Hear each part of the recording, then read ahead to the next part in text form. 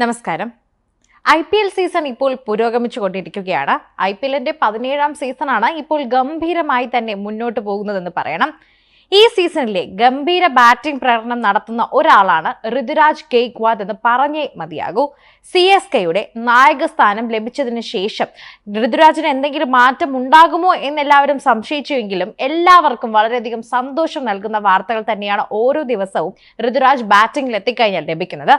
ഇദ്ദേഹത്തിന് നായകസ്ഥാനം ലഭിച്ച ശേഷമുള്ള ഋതുരാജിന്റെ ആദ്യ സീസണാണ് ഇതെന്നുള്ള വലിയ പ്രത്യേകതയും അദ്ദേഹത്തിന്റെ കരിയറിൽ ഏറ്റവും കൂടുതൽ നന്നായി തിളങ്ങുന്നു. ടീമിനെ മുന്നിൽ നിന്ന് നയിക്കാൻ ഋതുരാജിന് സാധിക്കുന്നുണ്ട് എന്നതാണ് ഏറ്റവും വലിയ പ്രത്യേകത. ലക്നൌ സൂപ്പർ ജെയിൻസിനെതിരായ നിർണായക മത്സരത്തിൽ തകർപ്പൻ സെഞ്ചുറിയോടെ മിന്നിച്ചിരിക്കുകയാണ് ഋതുരാജ്. 60 പന്തിൽ നേരിട്ട 12 ഫോറും 3 സിക്സും ഉൾപ്പെടെ 108 റൺസോടെ ഋതുരാജ് പുറത്താവാതെ നിന്നു. 180 സ്ട്രൈക്ക് റേറ്റിലാണ് ഋതുരാജ് കസറിയത്. ഇതോടെ വമ്പൻ റെക്കോർഡിലേക്ക് എത്തിയിരിക്കുകയാണ് ഋതുരാജ് എന്ന് പറഞ്ഞേ മതിയാകൂ. CSKയുടെ ഇതിഹാസ നായകൻ MS ധോണിയുടെ തകർപ്പൻ റെക്കോർഡാണ് ഋതുരാജ് തകർത്തത്. ഇതോടെ CSKയ്ക്കായി ഒരു ഇന്നിംഗ്സിൽ കൂടുതൽ റൺസ് നേടുന്ന നായകനായി ഋതുരാജ് മാറിയിരിക്കുകയാണ്. MS ധോണി 2019-ൽ RCBക്കെതിരെ നേടിയ 84 റൺസിന്റെ റെക്കോർഡാണ് ഋതുരാജ് മറികടന്നത്. നായകസ്ഥാനം ലഭിച്ച ശേഷമുള്ള ആദ്യ ഇന്നിംഗ്സുകളിൽ ഋതുരാജിന് കാര്യമായ പ്രകടനം നടത്താൻ സാധിച്ചിരുന്നില്ല. എന്നാൽ പതിയെ ഫോമിലേക്ക് എത്തിയ താരം സീസണിലെ റൺവേട്ടക്കാരിൽ 2ാം സ്ഥാനത്തേക്കും എത്തിയിട്ടുണ്ട്. 8 മത്സരത്തിൽ നിന്ന് 349 റൺസാണ് ഋതുരാജ് നേടിയത്. ഇതിൽ 1 സെഞ്ചുറിയും 2 അർദ്ധ സെഞ്ചുറിയും ഉൾപ്പെടും. നായകന്റെ സമ്മർദ്ദമില്ലാതെ കസറാൻ ഋതുരാജിന് സാധിക്കുന്നുണ്ട് എന്നതാണ് എല്ലാവരിൽ നിന്നും വ്യത്യസ്തനാക്കുന്നത് എന്ന് പറഞ്ഞേ മതിയാകൂ. IPLന്റെ 17ാം സീസണിൽ കൂടുതൽ റൺസ് നേടിയ നായകനെന്ന റെക്കോർഡ് നിലവിൽ ഋതുരാജിന്റെ പേരിൽ സ്വന്തമായി തന്നെയുണ്ട്. ഇത്രയും നാളും അത് കീഴടക്കി വച്ചിരുന്നത് നമ്മുടെ CSKയുടെ മുൻ ക്യാപ്റ്റനായ ഇതിഹാസ താരമായ MS ധോണി തന്നെയാണ്. അദ്ദേഹത്തിൽ നിന്നും ഇപ്പോൾ ആ റെക്കോർഡ് ഋതുരാജ് മാറ്റിയിരിക്കുന്നു. പക്ഷേ ആ പേര് CSKയിൽ നിന്ന് ഇതുവരെ പോയിട്ടില്ല. IPLൽ സെഞ്ചുറി നേടുന്ന ആദ്യത്തെ CSK നായകനെന്ന ബഹുമതിയിലേക്കും ഋതുരാജ് എത്തിക്കഴിഞ്ഞു. ലക്നൌവിനെതിരെ ടോപ്പ് ഓർഡർ തകർന്ന ശേഷമാണ് ഒരു വശത്ത് റൺസ് ഉയർത്തി ഋതുരാജ് ടീമിനെ മുന്നോട്ട് കൊണ്ടുപോയത്.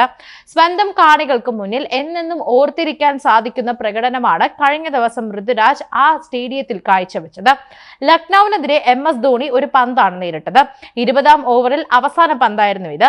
ഈ ബോളിൽ ബൗണ്ടറി പറത്തി 400 സ്ട്രൈക്ക് റേറ്റോടെയാണ് ധോണി കളം വിട്ടത്. ആരാധകരെ സംബന്ധിച്ച് ഇത് ആവേശം നൽകുന്ന കാഴ്ച തന്നെയായിരുന്നു. അവസാന പന്ത് ധോണിക്ക് കളിക്കാനായി ഋതുരാജ് 2 റൺസ് ഓടിയില്ല. എന്തായാലും ഋതുരാജിന്റെ ബാറ്റിംഗ് പ്രകടനം CSKയുടെ ക്രിക്കറ്റ് ചരിത്രത്തിലെ ഏറ്റവും മികച്ച ബാറ്റിംഗ് പ്രകടനങ്ങളിൽ ഒന്നായി തന്നെ മാറിയിരിക്കുന്നു. CSKയുടെ തുടക്കം അത്ര മികച്ചതായിരുന്നില്ല എന്ന് പറഞ്ഞേ മതിയാകൂ. സ്കോർ ബോർഡിൽ 4 റൺസ് ഉള്ളപ്പോൾ അജിങ്ക്യ രഹാനെ CSKയ്ക്ക് നഷ്ടമായി. 3 പന്തിൽ 1 റൺസാണ് അദ്ദേഹം നേടിയത്. 3ാം നമ്പറിൽ ഡാരിൽ മിച്ചലിനെ അവസാനത്തിലൊത്ത് ഉയരാനുമായില്ല. 10 പന്തിൽ 1 ഫോർ അടക്കം 11 റൺസാണ് മിച്ചലിന് നേടാനായത്. 4ാം നമ്പറിലെത്തിയ രവീന്ദ്ര ജഡേജ 19 പന്തിൽ 2 ഫോർ അടക്കം 16 റൺസാണ് ആകെ നേടിയത്. എന്നാൽ ഒരു വശത്ത് സഹതാരങ്ങൾ മെല്ലെപ്പോക്ക് നടത്തുമ്പോഴും അതിവേഗം റൺസ് ഉയർത്താൻ ഋതുരാജിന് സാധിച്ചു എന്നതാണ് ഈ ടീമിന്റെ സ്കോർ ഇത്രയും കൊണ്ട് എത്തിച്ചതെന്ന് ശ്രദ്ധേയമായി പറയണം. എന്നാൽ ഇന്ത്യയുടെ T20 ലോകകപ്പ് ടീമിലേക്ക് ഋതുരാജ് എത്തുന്ന കാര്യം ഇപ്പോഴും സംശയമായി തന്നെ നിലനിൽക്കുന്നു. ആദ്യം അല്പം പന്തുകൾ നേരിട്ട് ഫോമിലേക്ക് എത്തി കടന്നാക്രമിക്കുന്നതാണ് ഋതുരാജ് രീതി. എന്നാൽ ഇത് ഇന്ത്യൻ സെലക്ടർമാർ പ്രോത്സാഹിപ്പിക്കുന്ന ശൈലിയല്ല.